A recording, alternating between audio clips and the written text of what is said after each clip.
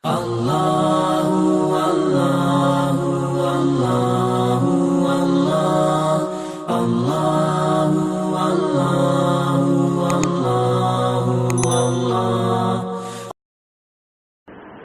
زمانہ social media کا زمانہ ہے. یہ زمانہ علم کی گہرائی کے ختم ہو جانے کا زمانہ ہے. یہ زمانہ لوگوں کی صرف سطحی باتوں اور اس پر بھروسہ کیے جانے کا زمانہ ہے. عام آدمی تو کیا،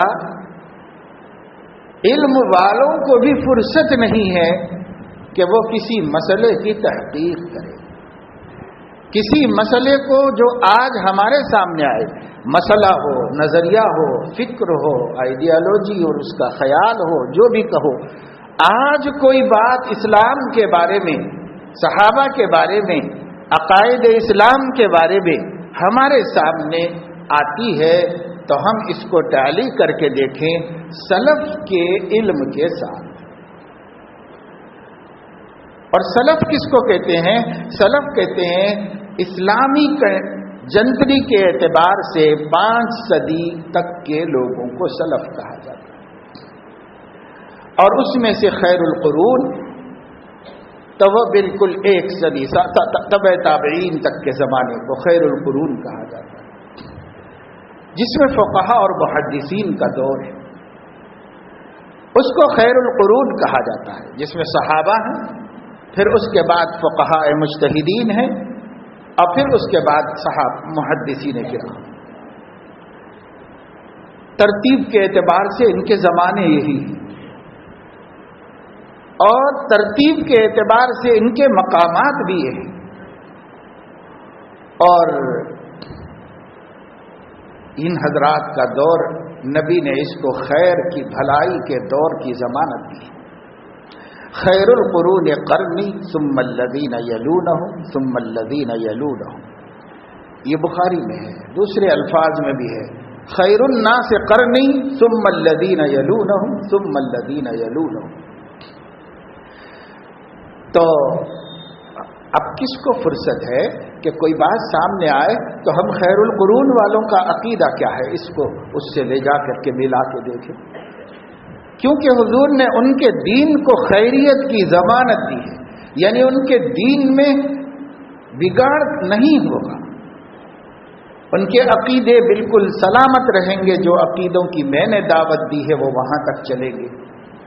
پھر اس میں گڑبڑ پیدا ہوگی، جو بھی ہوگا ہوگا. اور اگر اس زمانے میں بھی کچھ لوگ گڑبڑ پیدا کریں گے، وہ اتنے کمزور ہوں گے کہ ان کا ایمان، ان کا علم، ان کا یقین اور ان کی تربیت ان لوگوں کو مغلوب کر دے گی، مٹا دے گی. امام ابن تیمیہ رحمۃ اللہ علیہ فرمانے ہیں کہ اخیر زمانے صحابہ میں، یعنی اخیر زمانے خلفاء راشدین میں روافض اور خوارج کا فتنہ اٹھا.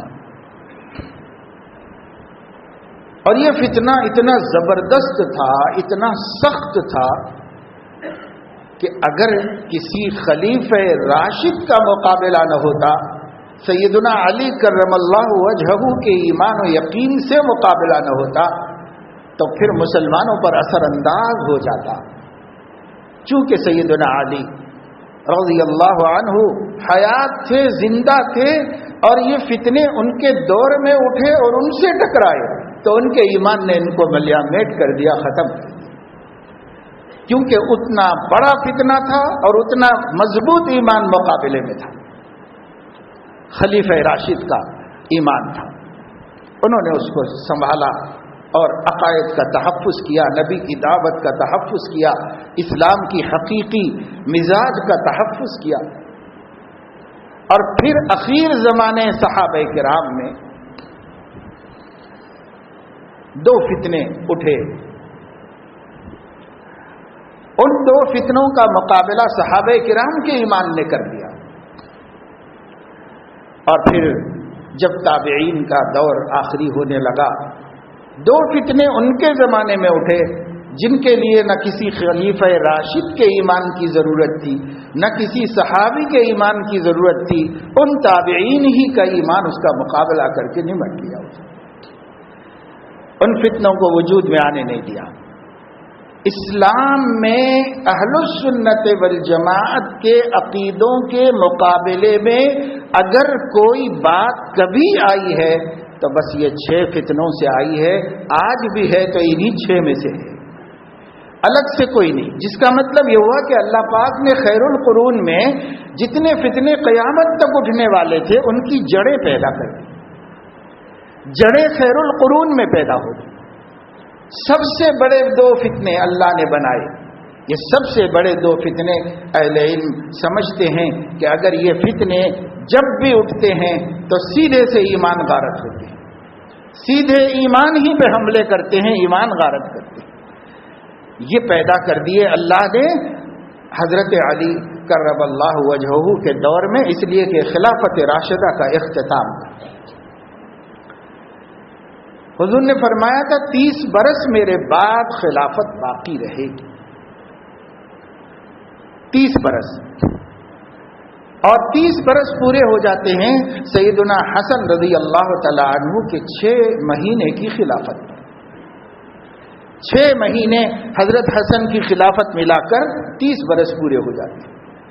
یہ خلافت راشدہ، اس میں اٹھا یہ فتنہ اخیر میں، کیونکہ خلافت راشدہ کی ابتدا میں آسان نہیں تھا فتنوں کا اٹھنا،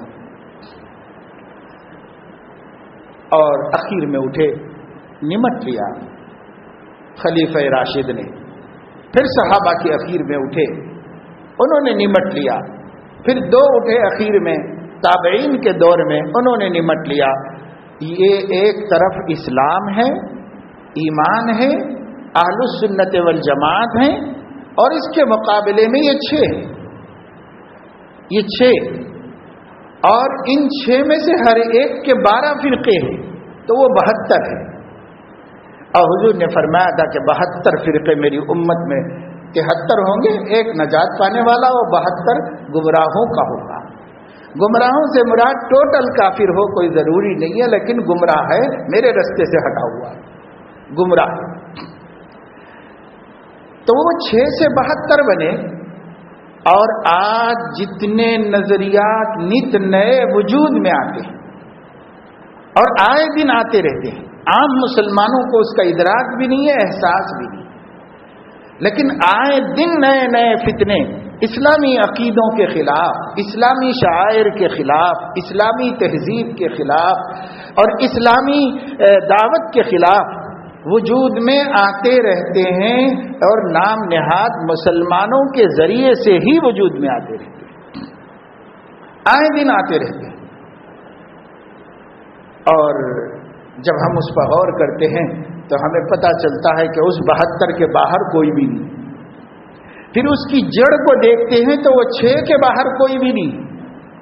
ہر فتنہ آج 1400 سال کے بعد بھی، آج بھی لوگ ایسے موجود ہیں۔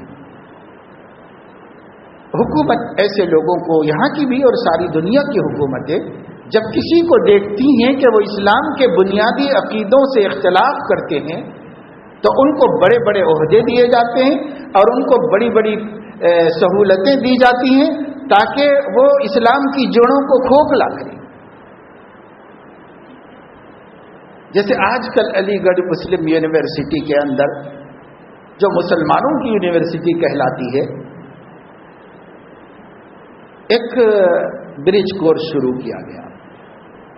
اس کا مطلب یہ ہے کہ دینی تعلیم پڑھنے والوں کو عصری تعلیم تک لے جانے کے لیے بیچ میں ایک برج بنا کر دیا جائے۔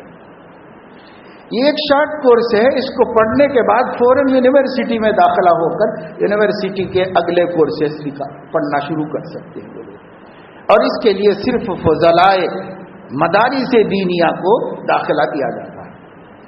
جو کسی دینی مدرسے کا فارغ عالم ہو اور اس نے کوئی عصری تعلیم نہ پڑھی ہو تو اس کو یہ برج کورس پڑھایا جائے گا۔ اس کورس کے پڑھنے کے بعد فوراً ان کو بڑے بڑے سبجیکٹ میں داخلے دے کر انہیں کوئی سی بھی ڈگری نکالنے کے مواقع دیے جائیں گے۔ کہنے کو یہ مسلمانوں کے ساتھ بڑی ہمدردی، اور دیکھنے میں یہ ایسا لگتا ہے کہ بھائی حکومت نے ایک بھلا کام تو کیا مسلمانوں کے لیے، اور یہ ہندوستانی حکومت کے وزارت اقلیتی امور کے تحت یہ سہولت دینی مدرسے کے فارغین کو دی جا رہی۔ بہت سے پڑھے لکھے لوگ اس کے اوپر واہ واہ کہتے ہیں، ماشاءاللہ یہ کیسا اچھا کام ہوا، یہ بڑا اچھا کام ہے، حکومت کے ہر کام کو خراب نہیں کہنا چاہیے، بہت سے اچھے کام ہیں۔ لیکن اس برج کورس کے چلانے کے واسطے جس کو چیئرمین شپ دی گئی، جسے ہیڈ بنایا گیا، وہ پروفیسر راشد شاہ ہے۔ یہ وہ شخص ہے جس کے عقیدے اسلام کے بنیادی عقیدوں سے متصادم ہیں، اور بڑے بڑے لیکچرز میں، سیمیناروں میں اور بڑے بڑے کانفرنسوں میں ان کو بڑا مقام دیا جاتا ہے، اور یہ وہ اپنا اظہار خیال کرتے ہیں۔ کھلے عام اسلام کے بنیادی عقیدے، قرآن کے نصوص سے ثابت عقیدوں کے خلاف یہ شخص عقیدہ رکھتا ہے، کھلے عام۔ اور اس کو علماء کو ادھر لے جانے کے واسطے بیچ میں بریج پر کھڑا کیا گیا ہے۔ اس سے آپ سازشوں کا اندازہ کر سکتے ہیں کہ ذہین علماء اعلیٰ ڈگریوں کے لیے ادھر جائیں، اور ادھر جانے سے پہلے اس برج ہی پر ان کو دہریہ بنا دیا جائے، ملحد بنا دیا جائے، زندیق بنا دیا جائے، اور اس کے بعد یہ بڑے بڑے کورس لے کر کے سارے مسلمانوں کو گمراہ کرنے کے ٹھیکیدار بن جائیں۔ اب ایسے لوگوں کو کیا کہا جائے کہ خود مسلمان، اعلیٰ تعلیم یافتہ مسلمان بڑے بڑے سیمینار کرتے ہیں مختلف موضوعات پر، اور اس گمراہ شخص کو جس کے عقیدے اسلام کے بنیادی عقیدوں سے متصادم ہیں، اسے صدارت دے کر، اسے بلا کر، اور اسے ہائی لائٹ کیا جاتا ہے، اور ٹی ویوں کے ذریعے، میڈیا کے ذریعے خوب فیم کیا جاتا ہے۔ مسلمان سمجھے کہ بھائی اگر کوئی اسکالر ہے تو یہ ہے، اس کی بات سننا چاہیے، جبکہ اس کے نظریے آپ مان لیں گے، اس کی آئیڈیالوجی قبول کر لیں گے، آپ خود اپنے ایمان پہ باقی نہیں رہیں۔